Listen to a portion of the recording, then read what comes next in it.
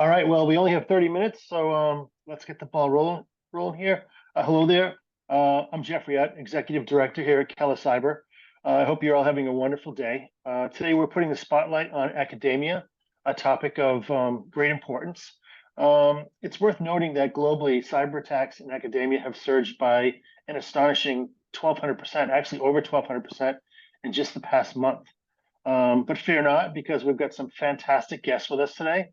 Dr. Dennis Lieber and Irina Nestorovsky. I'll let them take a moment to introduce themselves. So let's make the most of this opportunity to learn and discuss this together. Thanks again. Thanks, Jeff. Oh, I'm sorry, Irina, would you like to go? Thank you, Jeff. My name is Irina Nestorovsky. I'm the Chief Research Officer here at Kella, co-hosting this webinar. And together with me, as Jeff presented, Dr. Dennis Lieber, who will give a nice introduction into why are you here today. Yeah, thanks, Irina. I jumped the gun a little bit. We're all excited about this. And thanks, Jeff, for the introduction as well. And thanks for joining. As Irina and Jeff said, I'm Dennis Lieber.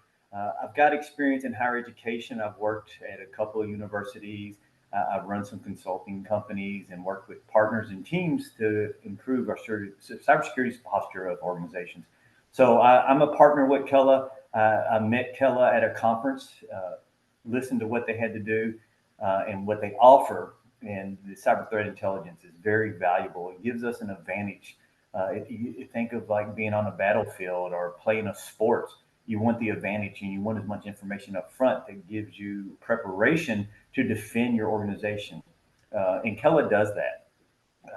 And that we've partnered and we've worked with other organizations and showed them the value that Kella can provide to an organization. And Irina is going to delve into that deeply. And we'll share some anecdotes and some real life examples of how this works. But that cyber threat intelligence is just paramount in today's cyber defense and in our tool belt and our cybersecurity tooling stack. So with that, I'm going to let Irina take over. She's going to share some great research, great insights, and then we'll have questions at the end of this. Thank you, Dennis, and we're really excited to be here. So let's jump right into it. So the education sector, as Jeff and Dennis mentioned, the education sector remains one of the most targeted sectors by cyber criminals in 2023. According to, although the COVID-19 pandemic is no longer a current concern, and remote learning is less widespread than before, educational institutions continue to be soft targets for cyber criminals. According to a survey by Sophos, 80% out of the 400 surveyed education institutions have suffered a ransomware attack in 2023. This is a rise from 2022. On our end, we've seen the education sector as the 6th most affected by ransomware attacks since the beginning of 2023 alone. The most targeted country is actually the US, and we'll discuss some reasons for that. And some institutions suffer great losses. As you can see here in this small screenshot, perhaps you've heard about it. University of Michigan had actually to cut off its entire internet connections following significant cybersecurity incident. And to top all that off, the actual acknowledgement of the severity of this trend in attacks is the recent Biden administration launching new efforts to strengthen America's K-12 schools' cybersecurity. Why are education institutions so targeted?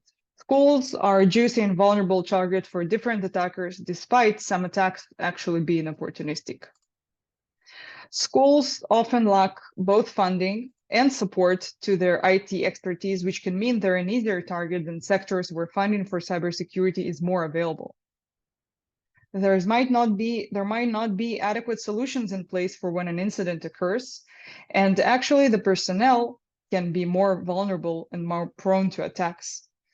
The final case on the why is actually hacktivist intent, where institutions are targeted just because they have engaged in some activity that hackers do not approve of, and then they decide to attack, as you can see here in the screenshot of French higher education institutions targeted because of something that was said concerning the Prophet Muhammad.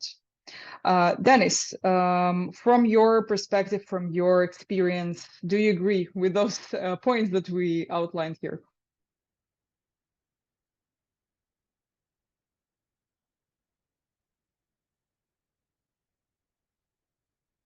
Dennis, I think we can't hear you.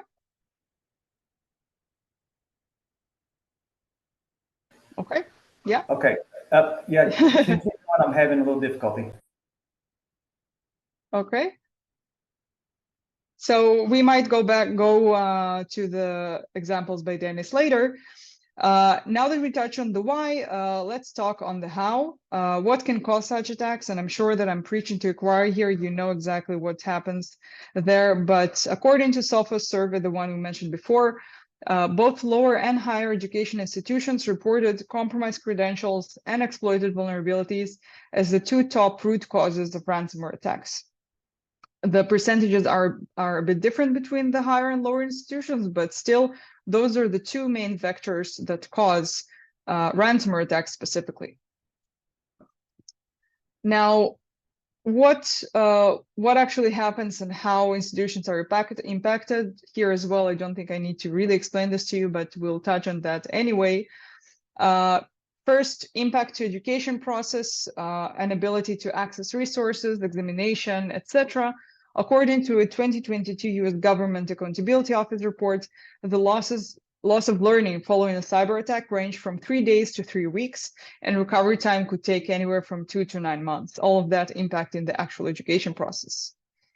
We're talking also about financial costs. That is the ransom demand in the case of ransomware attack. We're talking about downtime and the amount of money that's cost to kind of continue working despite that. That was assessed by some researchers to be almost $9.5 billion for attacks reported in 2022. We're talking about impacted enrollment. If your network is not online, if your enrollment processes are not online, they're impacted. Definitely, it will affect the number of people coming to study with you next year. And of course, last but not the least, actual leakage of personal information. So attackers and cyber criminals take information, they steal it, they might leak it later, and it will cause your personal information to appear online where you didn't want it to be. Now, all of the attacks I mentioned and all of those situations are actually considered cybercrime. At Kela, we are experts at monitoring and analyzing this type of crime, and I want to briefly talk about what we treat as cybercrime ecosystem and how we work with it. So we monitor the cybercrime ecosystem, and here are the things it is important to know about it.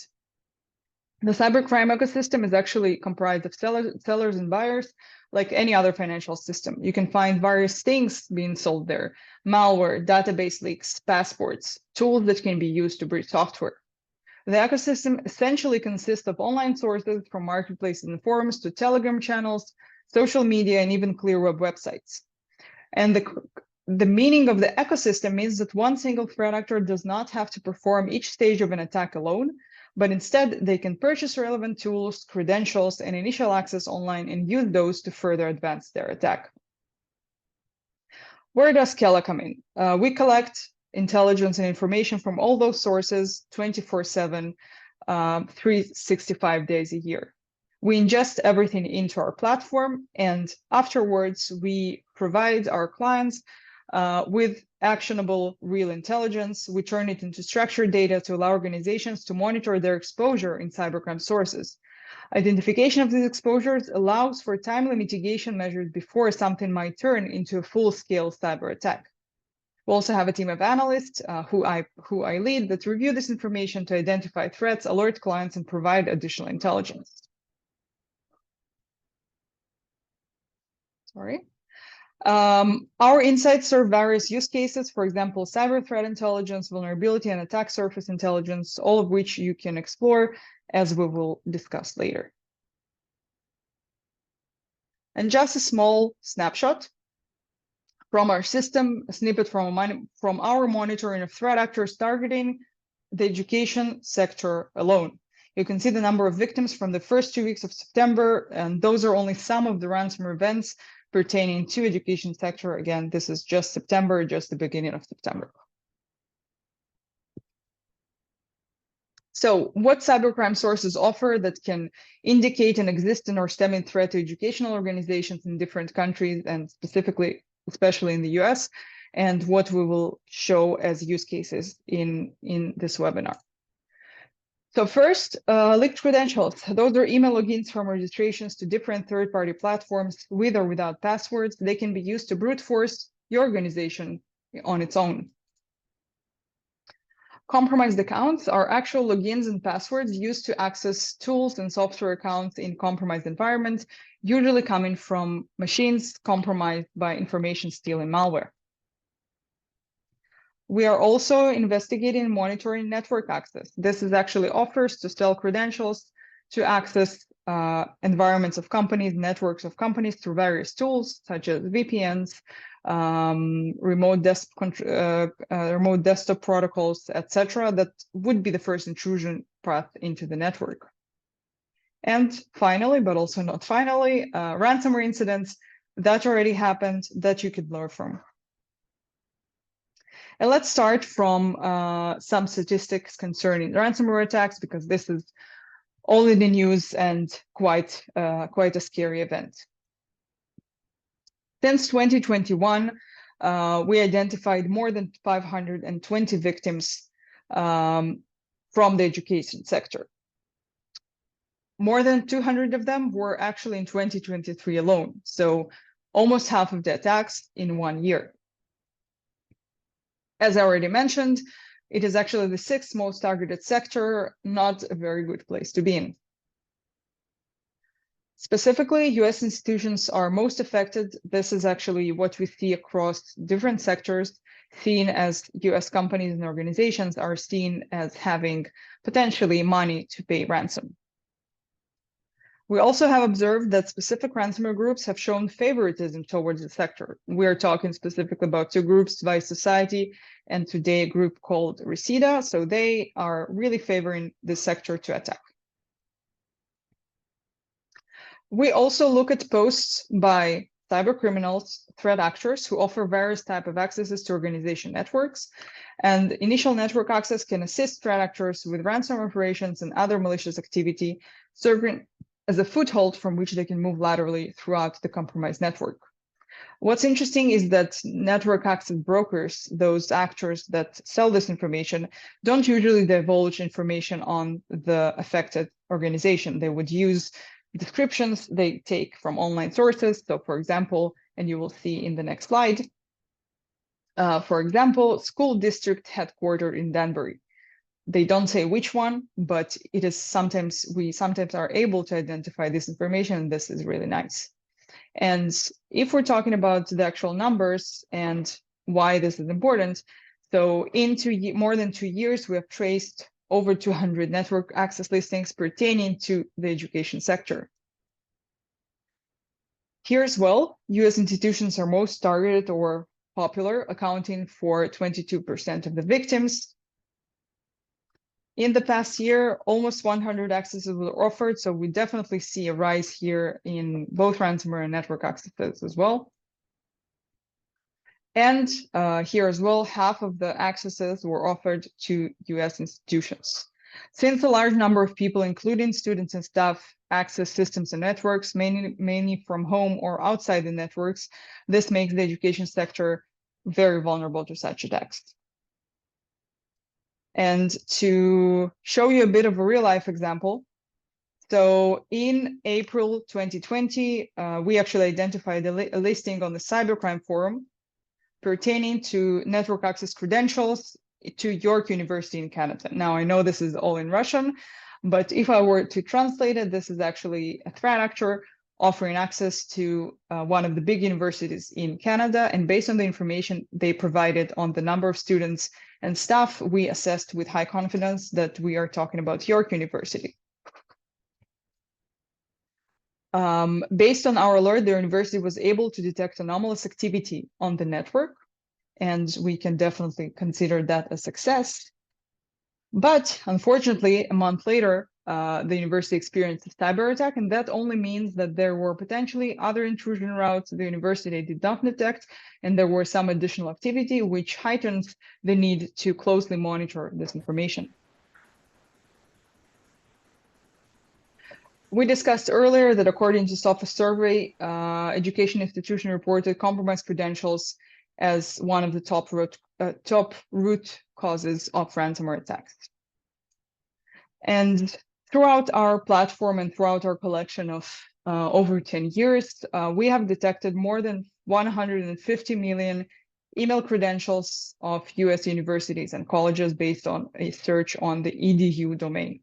This is third-party breach and cybercrime sources over the years, different compromises, and what's more scary is that 84 million of those were exposed together with passwords. The issue here is that many people reuse their passwords. So even if they used an organizational email from a university to register to some third-party websites, and they just change the one word or the one syllable in their new passwords to the university, they still might get breached. One of the major products of the cybercrime underground, if we continue the discussion on credentials, are infostealer logs. Infostealer malware is widely spread using various compromised websites, mobile apps, emails, and once installed, they start stealing information saved in the internet browser of the compromised computer. So whatever you saved in Chrome, Opera, etc. Login credentials, passwords, bank accounts, login information, and others. And if we do the same thing we did with the edu domain, we saw over 1 million credentials to actually access resources, online platforms of US universities and colleges. And what we also saw, and what you can see here in the screenshot, is that emails of US educational institutions are actually used to register to multiple third-party websites and resources that are not necessarily related to studies or to work, such as Amazon, Netflix, Facebook, Hulu, and Epic Games, which is a popular gaming platform. And that is actually not a very good OPSEC. To showcase the danger of using corporate emails with third-party services, let's dive into the very specific and small example that I'm going to show here. What you see here is credentials saved in a browser in a machine that was infected by infostealing malware. So this person, unfortunately, got infected in their computer with a malware that stolen their information. We can see that Mrs. Ferguson, who used to be a director of counseling at Kalamazoo College in Minnesota, has used her corporate email to register to the website of Epic Games, and we can see that her browser also included credentials to Twitch. So both are gaming platforms, and another email that was used here could be of her relative, Reggie Ferguson, also registered to different websites. What's interesting here are three things. First, we know that infostealing malware is often served in the disguise of gaming-related files. So this could be one way the infection could have come in. Second thing, using the same email to register to third-party websites widens the attack surface as actors can try and brute force other accounts using it. The third one, the actual credentials to the school are available here, could be used for further compromise to actually access her identity at the school and perform various other potential attacks against the institution or anyone who's communicating with it. So now that we reviewed the dangers, it's clear that CTI practitioners and defenders should be aware, I hope it's clear, should be aware of the threats and threat landscape stemming from the cybercrime underground. The knowledge that you can gain from platforms and from services and from the knowledge of those attacks and those threats are several. First of all, you can prevent attacks. Ransomware that we discussed and that I mentioned multiple times is just the end game. You need to understand and you can prevent attacks knowing what are the ways into your organization. So the credentials I mentioned, network access, vulnerabilities discussed by threat actors, maybe not specifically about your organization, but tools that your organization uses to teach, to connect, and protect itself. All those can serve as a start, and knowing what happens, knowing what criminals are talking about, will help you prevent those attacks.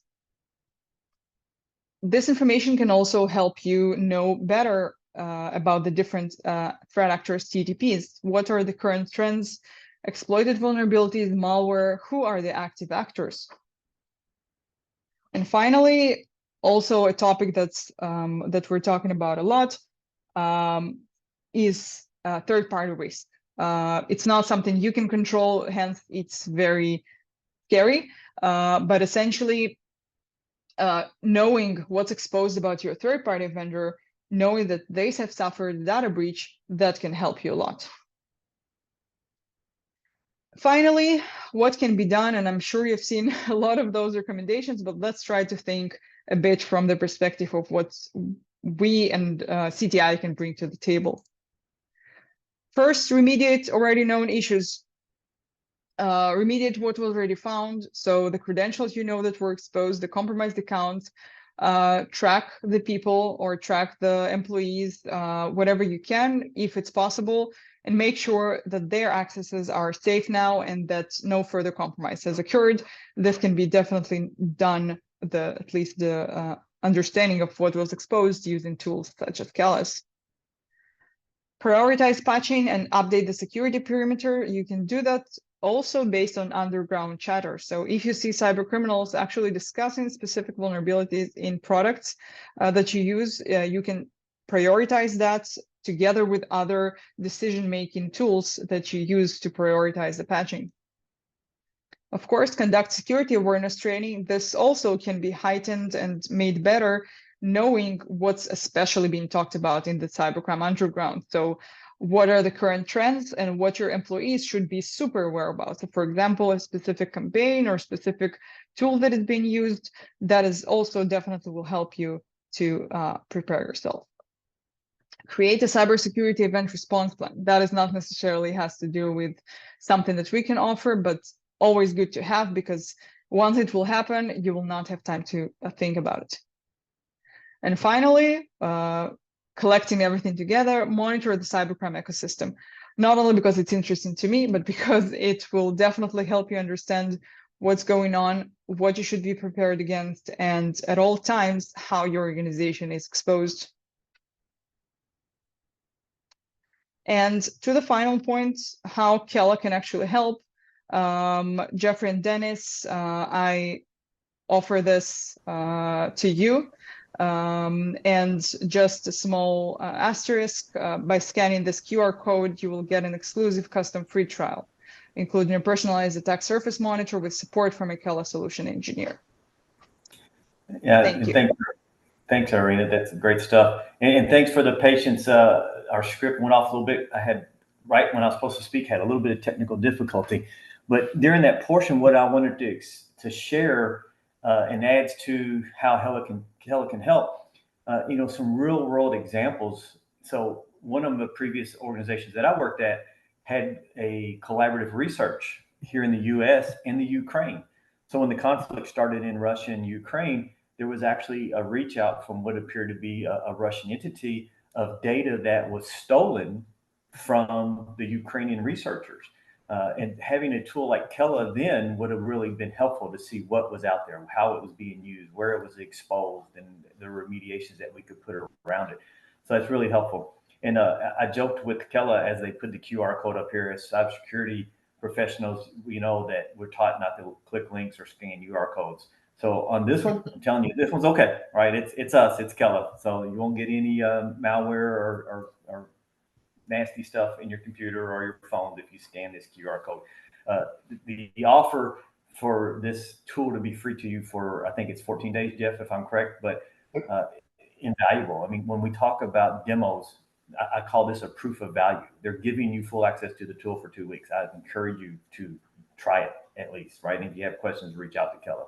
And Jeff, over to you. Yeah, thanks so much. Do we have any questions before we end the session?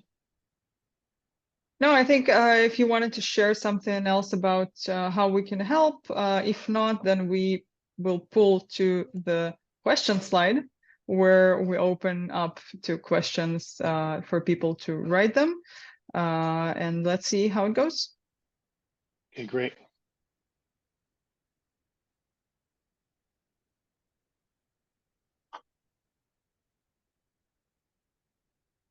So I think we do have one question of how higher education institutions balance the what's termed academic freedom transparency and open access to information while still protecting the organization in using threat intelligence such as this. Which is a good question, because if you've worked in higher education, you hear this term a lot, open access and academic freedom.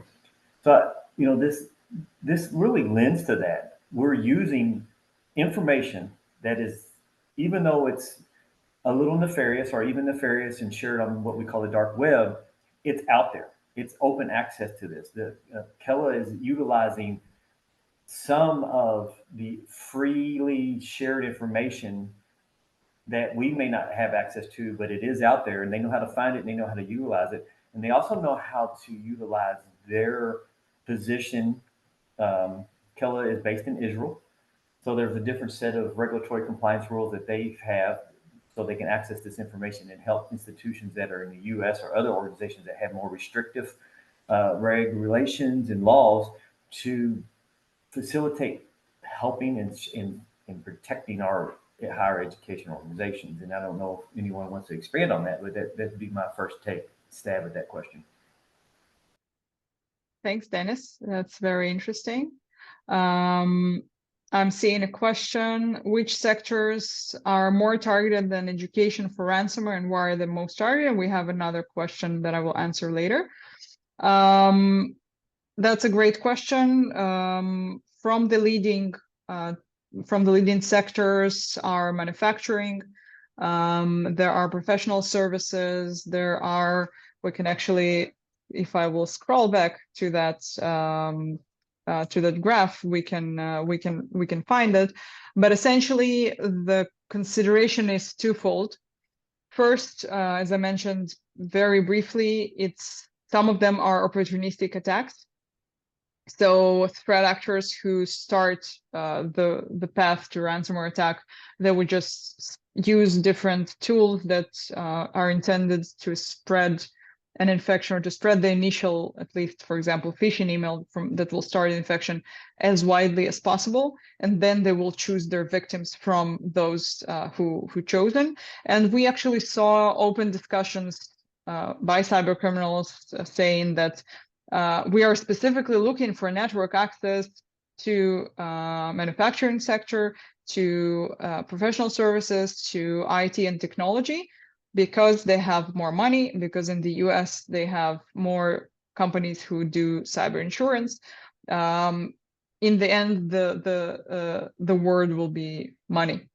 So this is one reason, and really the opportunity to get money, because most of the attacks are not motivated by something other than that. Although, of course, since the beginning of the war waged by Russia on Ukraine, of course, we're seeing more attacks like that as well. But in terms of ransomware, money is definitely the answer. So hopefully that answered. There's a question on whether, essentially, how to deal with information in foreign languages, like the screenshot that I showed. So our platform actually has an automated translation. Before the letters AI has started popping out in any corner. So we utilized that automated translation, which is not always helping. And I usually, if you want to watch our earlier webinars, I have a nice bit about the lost in translation items, because Russian-speaking cybercriminals often use transliterated words from English to Russian, which does not translate back well. So we definitely have that. It's not plans, it's something live. So thank you for that, for helping me with that question. We have another question here, whether we can provide a specific example of how Kela has contributed to preventing a ransomware attack at an educational institution, if we have one, and what measures or insights were instrumental in averting the threat. So actually, yes, we have been hopefully instrumental in such a case. Essentially, we engage with a school district in one of the states in the US, whereby one of the mitigation plans and one of the forgot the word, but one of the things that the institution is doing is regularly acquiring information concerning compromised employees, people who actually access specific resources, so the compromised accounts I mentioned, and they're able to actually action on that. So they're able to prevent a ransomware attack by blocking those users, by making sure that those users were not abused. And that is definitely one of the things that we gladly offer to our clients, to be able to make sure who exactly was compromised and make sure the infection or the compromise is contained. Thanks, Irina. Are there any other questions? We are, we're out of time, so to speak. We do appreciate everybody's time today. So what's next on our journey together? If anything that we've discussed today has caught your interest or seemed like it could fit into your cyber initiatives, either for the rest of this year or going into next year, simply scan the QR code, register with your business email, and you'll gain access to our threat intelligence platform. Once we work with you and we grasp your use case, we can also grant you access to the monitoring tool and assign a solution engineer to work with you closely. Together, we can actually tailor the solution to provide you with the actionable intelligence that aligns with your unique business needs and will help protect you from some of the ransomware events and other cyber initiatives that we've discussed today. So once again, thank you so much for your time. Any questions, please feel free to reach out. Thank you. Thank you, everyone.